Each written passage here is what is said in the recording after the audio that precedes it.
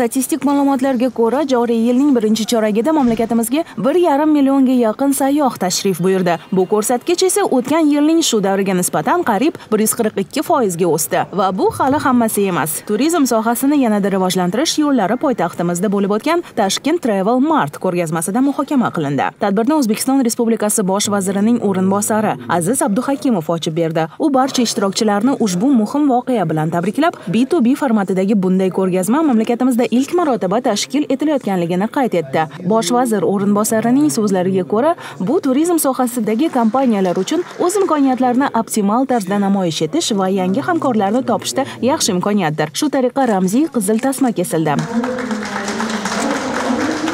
Turizm industriyasiga xush kelibsiz. Bu formatdagi tadbir birinchi marotaba o'tkazilayotgan bo'lsa-da, unga katta qiziqish bildirildi. Bu yerga Ozarbayjon, Gretsiya, Gruziya, Shveysariya, Ispaniya, Italiya, Rossiya, Birlashgan Arab Amirliklari, Janubiy Koreya va boshqa mamlakatlardan 100 ga yaqin tashkilotlar vakillari tashrif buyurishdi. O'zbekiston biz uchun juda foydali bozordir. Bu yerda yangi imkoniyatlar mavjud va albatta mamlakat bilan yaqindan tanishmoqchiman. Men bu yerga birinchi bor keldim va juda qiziqyapman. Istiqbollar bor. Biz ularni rivojlantirishni xohlaymiz. Korxonamiz 26 yildan buyon biznes sohasida ish olib bormoqda. Biz Rossiya va Ukraina kompaniyalari bilan hamkorlikda o'z ishimizni boshladik. Keyinchalik bu qatorga Qozog'iston qo'shildi. So'nggi 2 yil mobaynida esa O'zbekiston bilan faol hamkorlik qilib kelmoqdamiz. Bu yerdagi bozor yildan-yilga taraqqiy etmoqda. Biz mamlakatingizga o'z vaqtida kirib kelganimizdan xursandmiz. Dubay va Sharjaga amalga oshirilayotgan reyslar soni ancha ko'paydi. Bu biznesni rivojlantirishning kafolatlaridan biri deb hisoblaymiz. Biz ikki tomonlama sayyohlar sonini ko'paytirish maqsadida mamlakatingizga tashrif buyurdik. Bundan tashqari, iyun oyidan Toshkent-Tbilisi yo'nalishi bo'yicha parvozlar boshlanadi. Gruziya o'zbekistonliklarga yoqishi uchun qo'limizdan kelgan ishni qilamiz. Biz mehmondo'st mamlakatmiz.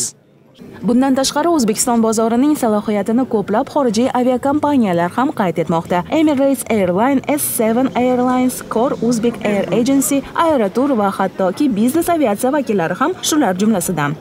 O'zbekiston bilan sheriklikda biz yangi hamkorlar va mijozlarga ega bo'lish imkoniyatini ko'rib turibmiz. Biz dam olish yoki ayrim biznes muammolarini tezkor hal qilishga ketayotgan sayyohlarning hayotlarini sezilarli darajada osonlashtira olamiz. Yo'lovchilarni A nuqtadan B nuqtasiga olib boramiz va aeroport mavjud hamma joyda ishlaymiz. Agar 15 aprel kuni xorijiy sayyoh operatorlari, aviakompaniyalar, onlayn xizmatlar va moliya institutlari vakillari o'z xizmatlarini namoyish qilgan bo'lsalar, 16 aprel sanasida ular O'zbekistonning tarixiy shaharlariga sayohat qilib, mamlakatimizning turistik infratuzilmasi bilan yaqindan tanishish imkoniyatiga ega bo'ladilar.